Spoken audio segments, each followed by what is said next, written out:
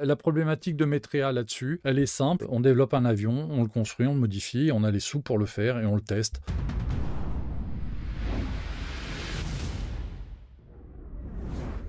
3, 4, 5... Ah, pardon, voilà. Bon, il était compte à rebours, là, tout ça.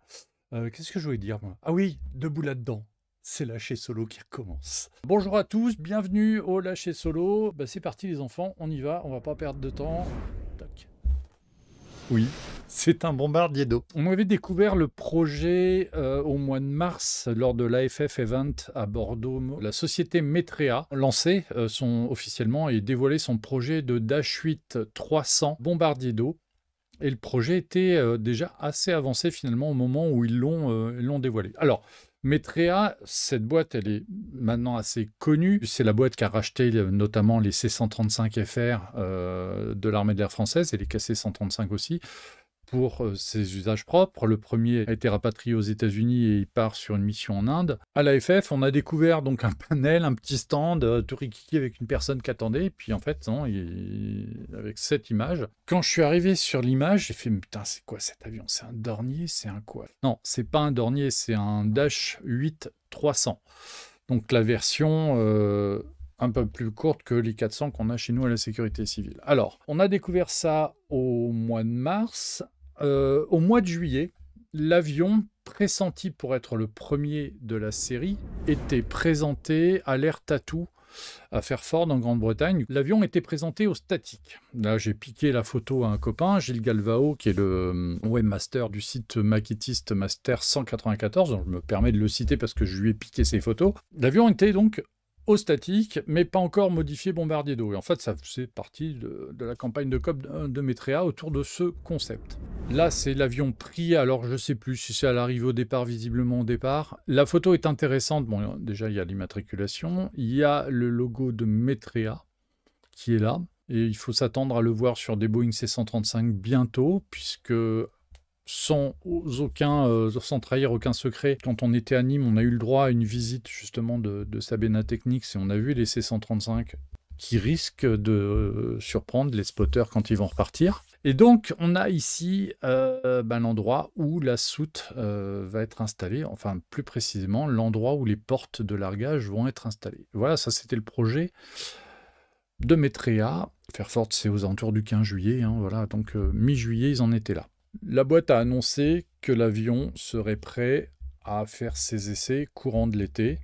Et ils n'ont pas été loin de réussir leur pari, puisque, en fait, la nouvelle que j'ai eue juste après avoir rendu l'antenne la semaine dernière, c'est ça.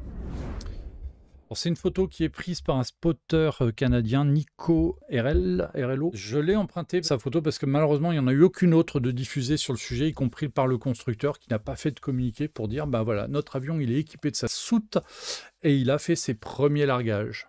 Alors, Olex 2607, le but serait d'avoir un avion comme les Dash, mais en plus petit, donc moins cher, ou plus de rotation permise, car plus petit réservoir, j'imagine.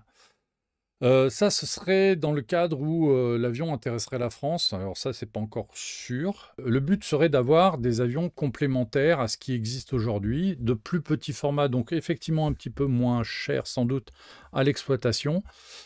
C'est aussi un avion qui est pensé pour faire du gare, comme le Dash 8, mais sans doute avec des coûts opérationnels un tout petit peu plus modestes. C'est un équivalent de ce que propose Kepler avec le KE-72. C'est des avions entre 5 et 8 tonnes d'emport. C'est à peu près l'équivalent de ce que faisait le Fokker 27, par exemple, de chez Convair quand il était en service en France jusqu'en 2006. Donc c'est une nouvelle tranche d'avions qui a existé, et on parlait des P2 Neptune en ouverture. Les P2 Neptune qui étaient en service avec le S4S Service, c'était des appareils qui étaient limités à, je crois, 7000 litres. À la base, ils en faisaient 9, mais pour des raisons de vieillissement de la structure, ils ont réduit la quantité de retardants à bord. Donc c'était des avions qui volaient avec une charge de 7 tonnes. Et ben là, on est dans cette gamme-là d'avions. C'est Tanker classe 2, je crois, pour la classification de l'US4S Service. Et donc, Metrea arrive comme un nouveau intervenant dans ce domaine-là, avec ce projet qui est mené relativement rapidement. Plus rapidement en tout cas que les projets qui sont menés en France sur ces thématiques-là. Et une réflexion qu'on peut avoir, c'est que aujourd'hui, ces projets-là sont portés en France par des startups qui mais alors qui ont vraiment du mal à trouver les investisseurs nécessaires pour acheter le matériel, pour faire le développement, pour ramener le projet qui serait intéressant, n'en doutons pas, à un niveau au moins de prototype pour voir si ça marche et puis pour pouvoir séduire un certain nombre de sujets, de clients. Et aux États-Unis, il y a des banques, il y a des investisseurs qui font des gros chèques en disant oui, votre projet, il est intéressant, voilà quelques millions pour avancer. Les banques suivent, les investisseurs suivent, si bien qu'une boîte comme Metria, alors qui a un business model qui ne comporte pas que des bombardiers d'eau, ils ont un business model de sous-traitants pour l'armée américaine. Donc, ils ont aussi une existence, un chiffre d'affaires, ils ne sont pas des startups. Voilà, ils arrivent, eux, à mener ces projets-là rapidement à terme. Et là, si je veux être honnête, moi je dis que l'arrivée des Dash 8 300 sur le marché pourrait être une difficulté de plus pour ceux qui veulent amener des ATR dans le business. Donc voilà, c'est une information très importante. Et on va y revenir parce que j'ai quand même des commandes. Alors, c'est pour du guet aérien à la base. Oui, visiblement, c'est du guet aérien. Tu as un avion qui est relativement peu coûteux à faire voler et puis qui a une bonne autonomie, qui a une charge qui est quand même assez importante. C'est le double d'un tracker. Donc, avec un avion, tu vas faire le boulot de 2 trackers. C'est pas mal. Donc tu peux patrouiller sur une zone, oui. Et aujourd'hui, on a une réflexion en cours à la sécurité civile française en disant les Dash, oui, pour le Gard, c'est très très bien, mais c'est presque trop gros. Et donc si on veut développer encore le Gard, faut peut-être utiliser des avions plus petits. Et là, quand tu as des Q400, on te propose un 300. Ça pourrait être un sacré client en fait. Voilà. Comparé aux ATR 72, les Q300, ça court pas les rues et c'est plus produit depuis quelques années déjà. Extrêmement bonne remarque. Je sais que dans l'automobile, Renault a loué une équipe en mode start-up mais avec des budgets d'un gros groupe. Résultat, développement rapide et d'actualité avec le marché. Dommage qu'on n'ait pas aussi dans l'aviation. Je rejoins ton constat. On a des startups qui ont des idées, que ce soit Inaero avec le Frégate, que ce soit Positive Aviation avec le FF72 ou Kepler avec le KE72. Ils ont des idées qui tiennent la route.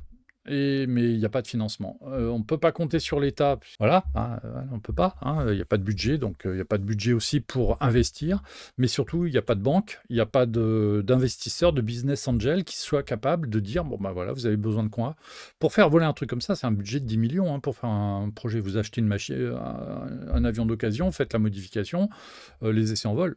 Vous avez juste besoin de 10 millions. Après, il faudra des sous pour le développement industriel, mais pour arriver au stade du prototype, c'est pas des sommes délirantes. Vous avez des ingénieurs de génie en France, des gens qui sont capables de faire ce genre de choses. Ça ne suit pas. Et aux États-Unis, voilà. Ils arrivent, au mois de mars, ils disent on va vous sortir un avion, et en début octobre, ils le font voler, ils le font larguer. Ils ont fait un choix qui est bizarre, c'est le choix de la soute interne, parce qu'on le sait, le Dash 8, le gros avantage, et on l'a vu, le gros avantage, et on l'a vu sur le Q400, c'est que les trains d'atterrissage rentrent dans les fuseaux moteurs, et ça libère tout le ventre, et donc tu peux accrocher une soute sur le ventre sans problème. Eux, ils ont fait le choix de mettre une soute en interne, de très exactement 5700 litres, donc 1500 gallons US. Leur argument pour la soute interne, c'est de dire on fait une soute interne pour assurer un transit le plus rapide possible. Pour la petite histoire, la soute externe du Dash 8 freine un peu l'avion. Le Q400 perd 5 nœuds en vitesse de croisière. Donc en fait, la pénalisation de la soute externe, elle est... Je ne vais pas dire que c'est peanuts, mais c'est pas énorme. Bon, ils ont fait le choix d'une soute interne. Très bien. Très bien. Voilà, c'est leur choix. Ils ont fait la modification auprès d'une société qui s'appelle Voyager. Une société, alors c'est Voyager Aviation, qui est basée à North Bay, dans l'Ontario. Et là, c'est la trace radar d'un des derniers vols qu'ils ont fait, donc le 10 octobre dernier, sachant, je crois, que les premiers essais ont été faits le 7.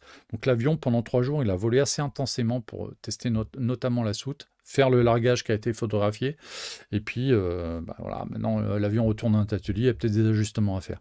Cette société, Voyager Aviation, c'est pas une société qui sort de nulle part, c'est une boîte qui modifie des Dash 8 pour un certain nombre de compagnies aériennes, et ils ont sur leur parking une collection de Dash 8. Alors, il doit y avoir des Q400, mais il y a surtout beaucoup de Q300, parce que même si l'avion est un peu ancien, finalement, c'est un avion qui a toujours une clientèle intéressée par ces machines. Alors, J'ai repris les chiffres pour comparer les Dash 8 300 aux Dash 8 400 et aux ATR 72, puisque c'est sur base d'ATR 72 que sont tous les projets actuels de Kepler et de Positive Aviation. Ça va permettre de comprendre un petit peu l'ampleur du problème. Le Dash 8 300 qu'on a là, c'est un avion qui a été produit à 267 exemplaires entre 1989 et 2009. Donc effectivement, il n'est plus produit depuis une quinzaine d'années. C'est pas encore dramatique, c'est pas si loin que ça, sachant qu'il y a quand même une entreprise qui en assure toujours le suivi. Le Dash 8 Q400, il a fait 587 exemplaires et il a été produit jusqu'en 2022 puisque Milan 80 est le tout dernier Q400 produit. Les ATR 72 sont produits à 678 exemplaires. Alors ça, c'est le chiffre qui est donné sur la fiche Wikipédia et je me souviens plus de la date, mais en gros, il est toujours en production, il y en a encore pour un moment, donc il va largement dépasser les 700 exemplaires. Donc l'ATR de ces familles d'avions est celui qui est le plus produit. En ce qui concerne les masses maximales au décollage, qui sont des données très importantes pour des versions bombardier d'eau. Sur le Dash 8 300, on est à 19 tonnes et demie. Sur le Dash 8 400, on est à 30 tonnes, un petit peu plus même. Et sur l'ATR 72, on est à 23 tonnes. Donc le Dash 8, on est sur une 5000... combien le chiffre exact? 5700 litres. Sur le Dash 8, on est à 10 000 litres. Et sur l'ATR, les chiffres qui sont donnés par les startups tournent autour de 7000 litres. 25 mètres de long pour le 300, 32 mètres 800 pour le 400 et 27 mètres pour l'ATR. Donc on voit que l'ATR et le Dash 8 sont relativement proches. Le Dash 8 300. Les moteurs. Alors sur le Dash 8 300, c'est un truc qui va compter aussi dans l'histoire, parce que les moteurs du Dash 8 300 sont des Pratt & Whitney Canada PW123A. Et en fait, c'est la même turbine que les Canadair, qui sont, eux, motorisés en PW123AF. Sur les moteurs Pratt & Whitney Canada, quand vous avez la lettre F en finale de la désignation du moteur, c'est pour signifier les moteurs qui sont optimisés pour les missions feu de forêt. Alors, je ne sais pas quelles sont les modifications entre le 123A et le 123AF, mais ça porte notamment sur la nécessité qu'il y a à manœuvrer les gaz assez régulièrement sur ces avions-là. Donc, il y a un certain nombre de calculateurs qui prennent en charge. Donc, les bases sont les mêmes. Ça veut dire qu'un Dash 8 300 qui arriverait à la sécurité civile, en termes de maintenance, serait la même chose que les CL415 ou les CL515, enfin les DHC515 qui arrivent, parce que c'est la même base au niveau du moteur. Mais c'est aussi la même base pour la TR72, puisqu'on est sur du PV 127 et 127M. C'est pareil, c'est du Pratt & Whitney 100, donc c'est la même famille, sachant que le Dash 8, c'est du Pratt & Whitney 150. Et pareil, tout ça est dérivé. On a des vitesses, donc 287 nœuds pour le 300, 360 nœuds pour le 400, 275 nœuds pour l'ATR. L'ATR étant un tout petit peu plus long. Bon, voilà, on a des avions, on voit un petit peu la concurrence qu'il y a entre le Dash 8 300 et les ATR. Sachant que, voilà, le truc, c'est que le Dash 8 300 a volé, les ATR sont encore des projets de papier. Tout ça parce qu'il n'y a pas d'investisseurs. C'est moche. C'est aussi peut-être plus simple à industrier par la suite avec des modifications moins importantes. Alors pour moi, la modification avec une soute interne est plus importante que d'accrocher une soute externe. Là, il faut percer toute cette partie-là, alors que si tu accroches une soute ventrale, tu t'accroches à la structure de l'avion. Tu as quelques trous à faire, mais c'est des trous de fixation, donc c'est pas tout à fait la même chose. Donc au niveau des contraintes de la cellule, je pense que les soutes internes sont un tout petit peu plus compliquées à faire. Tu es obligé de le faire quand tu as un train d'atterrissage. Ici, il va falloir, par exemple, sur les ATR, où les trains d'atterrissage sont collés au fuselage, il y a des gros travaux à faire pour ouvrir les portes, les trous, parce que tu ne peux pas accrocher de soute. Là, oui, c'est pour peu que tu n'aies pas de commande de vol qui passe là, ou de circuit hydraulique ou autre, oui, c'est bon. Il faut voir ce qu'il y a à cet endroit-là sur la Terre. C'était un truc, la semaine dernière, bon, le replay n'est pas encore sorti, mais la semaine dernière, on a parlé des transals. C'était aussi un des problèmes qui avait été soulevé sur le transal et qui est aussi soulevé sur la 400M. C'est qu'il y a des avions sur lesquels tu ne peux pas ouvrir le ventre parce qu'il y a des circuits qui passent. Et donc, de fait, tu peux accrocher une soute ventrale et ça, c'est pas mal. Là, si tu as des circuits, tu dois les dériver. Donc, il faut voir quels circuits peuvent être dérivés. Et puis il y a des avions sur lesquels il n'y a pas de circuit, et donc là tu peux faire le trou. C'est le cas du C-130. Donc voilà, c'est la problématique de Metrea là-dessus. Elle est simple, on développe un avion, on le construit, on le modifie, on a les sous pour le faire et on le teste. Et visiblement c'est un projet en interne, ils ne le font pas pour un client, c'est eux qui vont proposer après leur avion.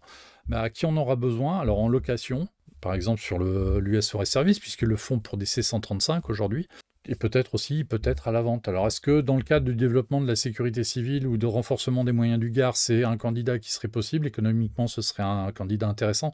On le voit que la TR n'est pas non plus battue.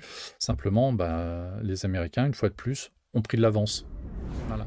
Alors on note aussi, l'avion est équipé d'une boule FLIR. Alors c'est une MX-15, c'est une des boules les plus performantes actuelles. Elle permet de capter des images sur le spectre visible, sur l'infrarouge, et elle peut être équipée d'un désignateur laser qui peut faire de la désignation de cible, mais aussi de la télémétrie. L'argument de Metrea là-dessus, c'est que l'avion pourrait servir d'appareil de détection. Donc effectivement, dans le cadre du Gard, l'avion patrouille, peut lever le doute avec la caméra, peut retransmettre des images en temps réel aux autorités, peut faire le largage. Par contre, le problème, c'est qu'une fois qu'il a fait le largage et qu'il retourne à sa base, il n'y a plus personne pour analyser le développement du feu. Donc, pour des patrouilles gares sur des grandes zones désertiques comme au Canada ou certains secteurs des États-Unis, ça peut être intéressant. Pour la France, d'avoir une boule FLIR, oui, ça pourrait être intéressant d'avoir de l'infrarouge sur ces avions-là. Bon.